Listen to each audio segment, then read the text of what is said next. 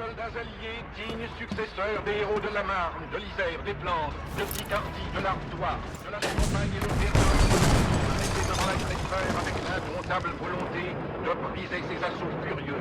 Les soldats alliés savent que Hitler a minutieusement mis au point un formidable appareil militaire et que pour arriver à ses fins, il est décidé à sacrifier, avec cette froide cruauté qui caractérise le nazisme, une grande partie de la jeunesse allemande.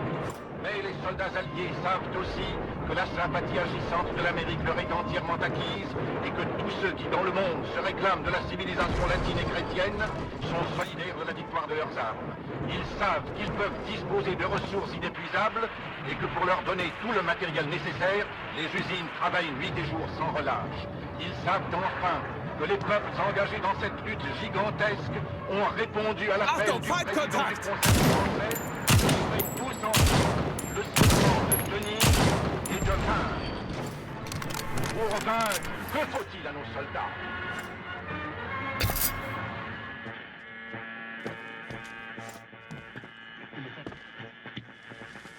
Et au peuple français, un événement grave.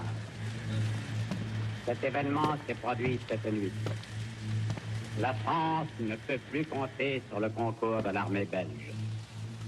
Depuis 4 heures du matin, l'armée française et l'armée britannique combattent seules dans le nord contre l'ennemi.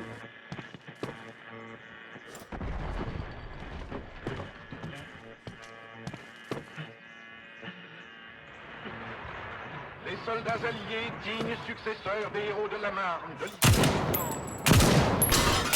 de la Champagne et de Verdun, Magazin leer! Lade nach! L'indomptable volonté de briser ses assauts furieux. Les soldats alliés savent que Hitler a minutieusement mis au point un formidable appareil militaire et que pour arriver à ses fins, il est décidé à sacrifier, avec cette froide cruauté qui caractérise le nazisme, une grande partie de la jeunesse allemande.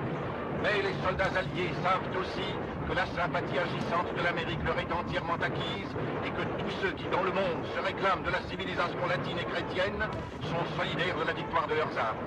Ils savent qu'ils peuvent disposer de ressources inépuisables et que pour leur donner tout le matériel nécessaire, les usines travaillent nuit et jour sans relâche. Ils savent enfin que les peuples engagés dans cette lutte gigantesque ont répondu à l'appel du président du Conseil français et font tous ensemble le serment de tenir et de vaincre.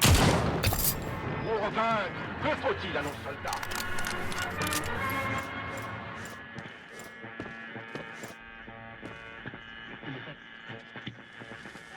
Et au peuple français, un événement grave. Cet événement s'est produit cette nuit. La France ne peut plus compter sur le concours de l'armée belge. Depuis 4 heures du matin, l'armée française et l'armée britannique combattent seules dans le nord contre l'ennemi.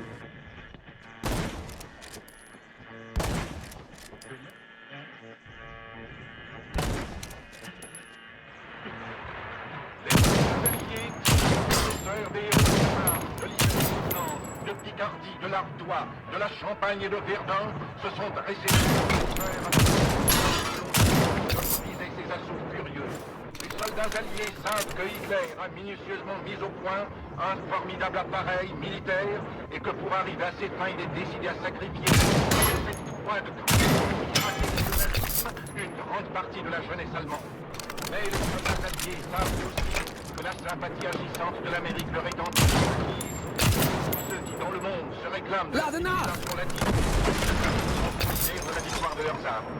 Ils savent qu'ils peuvent disposer de ressources inépuisables et que pour leur donner tout le matériel nécessaire, les usines travaillent nuit et jour sans relâche.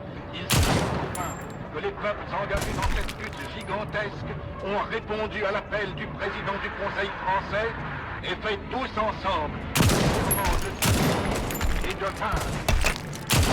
Pour vaincre, que faut-il à nos soldats?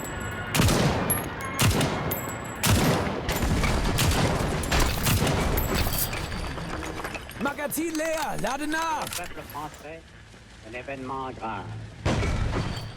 Cet événement s'est produit cette nuit. La France ne peut plus compter sur le concours de l'armée belge. Depuis 4 heures du matin, l'armée française et l'armée britannique seul dans le nord contre l'ennemi.